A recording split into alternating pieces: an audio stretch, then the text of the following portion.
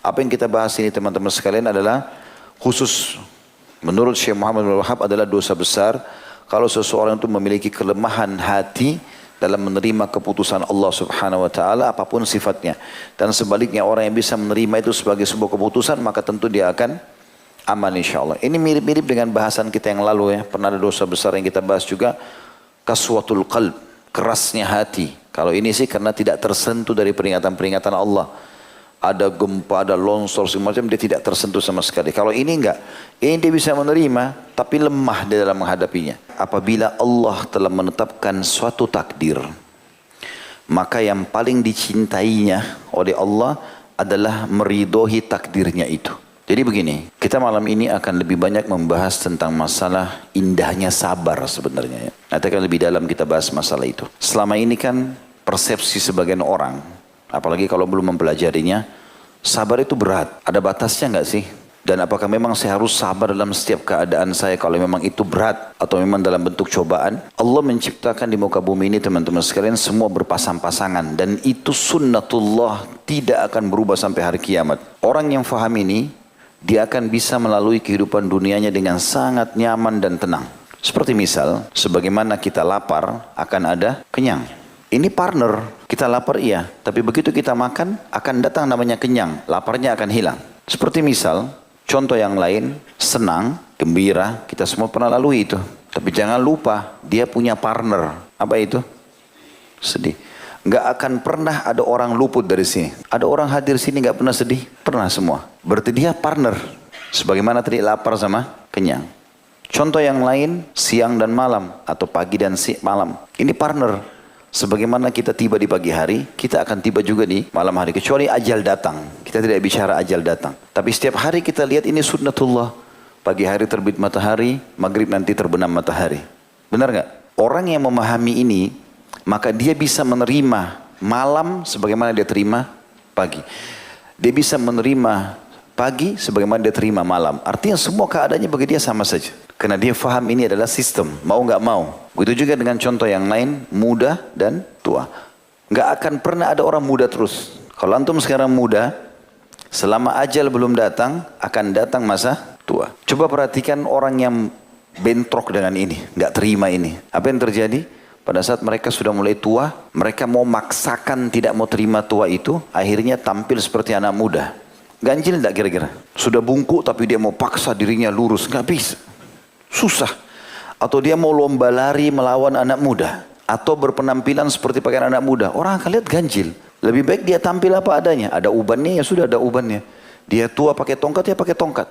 Berarti dia mengikuti sistem. Bisa ditangkap pesannya ya. Berarti ada muda akan ada tua. Seperti itu. Ada kaya, ada miskin. Sebagaimana ada orang kaya, akan ada orang miskin. Tidak mungkin orang kaya semua. Walaupun pemerintah telah menerapkan kesejahteraan masyarakat, bagi-bagi harta, tetap ada orang miskin. Makanya hukum Allah zakat tetap berlaku. Sedekah tetap berlaku. Nggak bisa luput itu. Baik, contoh yang lain. Hidup dan mati. Siapa kira-kira orang yang masih hidup sampai sekarang? Tidak ada, gitu kan? Sebagian orang menukil ada Nabi Khidir Ustaz. Dari mana dalilnya? Khurafat disebarkan bahwasanya Nabi Khidir masih hidup. Dari mana dalilnya? Allah SWT mengatakan kullu nafsin dha'iqatul maut, semua jiwa pasti mati. Siapa lebih afdal? Nabi Muhammad atau Nabi Khidir? Enggak ada keraguan. Nabi Muhammad SAW karena beliau sayyid walad Adam, tuannya anak Adam. Semua nabi-nabi itu di belakang Nabi SAW pada hari kiamat nanti. Beliau yang pegang bendera, ya, anak Adam ini pada hari kiamat. Dan beliau mengatakan, ana sayyid walad Adam wala fakhr. Saya adalah pemimpin anak Adam dan tidak ada kesombongan di situ. Memang Allah kasih saya. Nabi-nabi pun di belakang beliau. Kalau Nabi Muhammad SAW meninggal, apalagi Nabi Khidir, itu rasionalnya. Intinya ada hidup, ada mati. Antum harus faham ini, renungi baik-baik. Sebagaimana sekarang kita hidup, kita akan mati. Sehebat apapun kita menjaga kesehatan kita, kita menjaga olahraga, segala macam, tetap kalau datang ajalnya, mati. Allah bilang, kullu nafsin dha'iqatul maut. Semua jiwa pasti mati. Saya pernah kasih contoh itu. Bruce Lee ahli bela diri kan? Mati nggak? Mati. Ada bahkan orang subhanallah sakit. Mungkin dari masih muda sudah sakit. Masih hidup sampai umur 70 tahun. Ada orang Olahragawan baru 20 tahun, 20 tahun sudah meninggal dunia. Benar nggak? Ini partner. Berarti kita harus paham nih, sebagaimana ada hidup ada mati. Begitu juga teman-teman, ada dunia, ada akhirat. Nah di sini juga perlu diketahui, ada nikmat, ada cobaan. Paham nggak? Ini nggak bisa luput. Sebagaimana tadi contoh-contoh sebelumnya. Nah, Islam datang mengajarkan kepada kita untuk menikmati semua keadaan itu. Mau muda, mau tua, mau sehat, mau sakit, mau apa saja, termasuk lagi ada nikmat atau lagi ada cobaan. Makanya Nabi SAW menggambarkan keadaan orang beriman dalam hadis sahih. Ajaban li amri mu'min. Mengagumkan sekali perkaranya orang beriman. Apa yang Nabi ingin sampaikan? In asabahu sarra syakar. Kalau dia diberikan nikmat, dia selalu bersyukur. Dia terima kesehatan, makanan, minuman, pakaian, pasangan hidup, anak-anak. Alhamdulillah. Wa in asabahu darra. Kalau datang cobaannya, sabar. Dia sesabar. Apa itu sabar? Enggak berkeluh kesah. Dia terima keputusan Allah. Bangun tidur flu. Oh ya sudah, Allah lagi uji saya. Tinggal sabar. Terima, ikhtiar. Gitu. Dan Nabi mengatakan, wala yakunu dzalika illa limu'min. Dan itu tidak dimiliki kecuali oleh orang-orang beriman. Baik, kita lihat dalil apa yang diangkat oleh Syekh Muhammad. Bagi yang pegang bukunya di halaman 39. Kita baca dulu dalil yang kedua ya. Al-Ankabut ayat 1 sampai ayat 2. A'udzubillahi minasyaitonirrajim. Bismillahirrahmanirrahim. Alif lam mim. Ahasiban nasu an yutraku an yaqulu amanna wa hum la yuftanun wa hum la yuftanun. Alif lam mim. Huruf-huruf pertama yang di awal Al-Qur'an hanya Allah yang tahu maknanya. Apakah manusia mengira bahwasanya mereka dibiarkan saja mengatakan kami telah beriman sedang mereka tidak diuji? Artinya sebagaimana kau rasakan kenikmatan akan datang cobaan. Jelas ya? Baik. Lebih dalam kita bahas. Teman-teman sekalian, di sini Syekh Muhammad mengangkat beberapa dalil. Kalau ada cobaan datang dan antum bisa menerima itu dengan lapang dada, berarti dinilai hati antum kuat. Karena kita faham tadi, oh saya kan dulu pernah nikmat. Sekarang saya akan dicoba.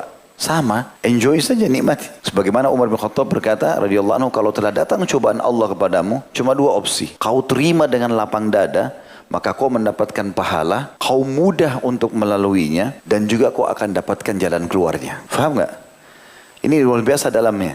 Umar bin Khattab mengatakan, kalau sedang terjadi cobaan Allah padamu, kalau kau menerimanya, lagi sakit, ditipu orang, apalah, semua cobaan, lapar, yang lain-lain semua cobaan ini. Kalau kau terima, maka kau akan dapat pahala, gitu kan? Kau juga akan mudah melaluinya, karena oh ini kan keputusan Allah, sudahlah, gitu lah. Kita jadi terima, dan kau akan dapat jalan keluarnya. Fa inna ma'al usri yusra. Setiap ada kesulitan ada kemudahan. Ini poinnya. Lalu beliau mengatakan, kalau kau tidak terima cobaan itu, maka kau akan berdosa karena menolak keputusan Allah, gitu kan? Kau akan sulit melaluinya, ya? Dan kau tidak akan dapat jalan keluarnya. Bisa ditangkap pesannya? Itu dalam sekali, ya. Baik, Syekh Muhammad lebih dalam kita bahas lagi. Ibnu Abdul Wahhab rahimahullah mengangkat contoh, kalau yang pegang bukunya dalil di atasnya, surah Al-Kahfi ayat 14 tentang contoh orang-orang beriman yang bisa menerima cobaan Allah sehingga mereka sangat kuat hatinya, mereka betul-betul bisa melaluinya.